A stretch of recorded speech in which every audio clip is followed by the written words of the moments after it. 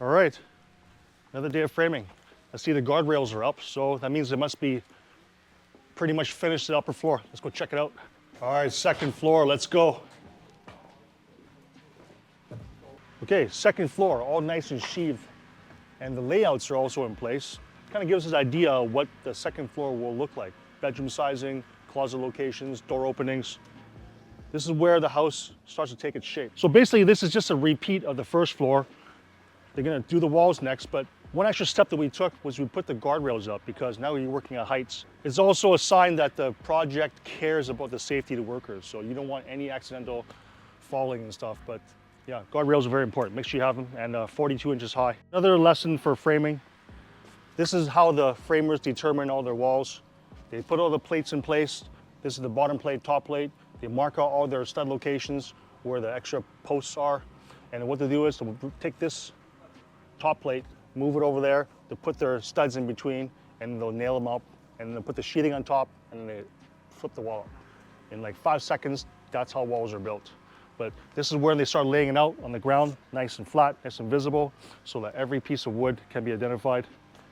And they can also determine what size of wall they want to push up at one time, because this wall gets very heavy once you assemble it. So in this case, looks like they have a 16-foot length of a wall, and then joined by the next 16-foot length. So that's how they'll put them up in 16-foot widths. So one of the things we try to do during the framing is, as we frame floor by floor, we tackle all the minor things. For example, all the structural tie downs, all the balcony details, the overhang details. We don't want to come back after the main frame is up and do all the little details. We want to catch them all at once, because the amount of stuff that is involved in framing a house can compound if you leave it to the end, and you're not going to be able to catch all of these little items. So floor by floor, they try to finish it off, so then when the end, you just look for deficiencies, not for major scopes of work.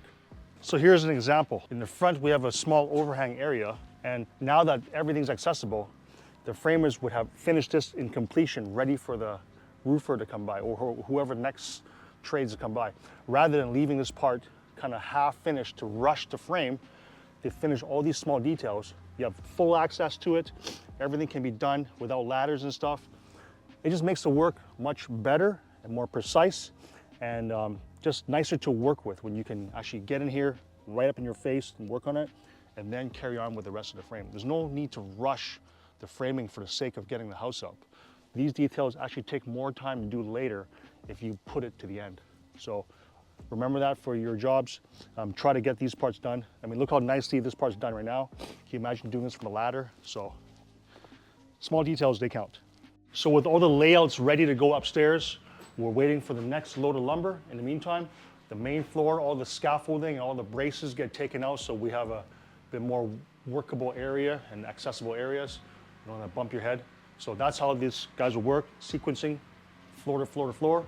And as they have any spare time, they'll clean up all the main floors, get it ready for the next trades to come in. We'll come back, check it out tomorrow. Hopefully we'll have some walls up, but let these two guys do their thing, and see you in 24 hours.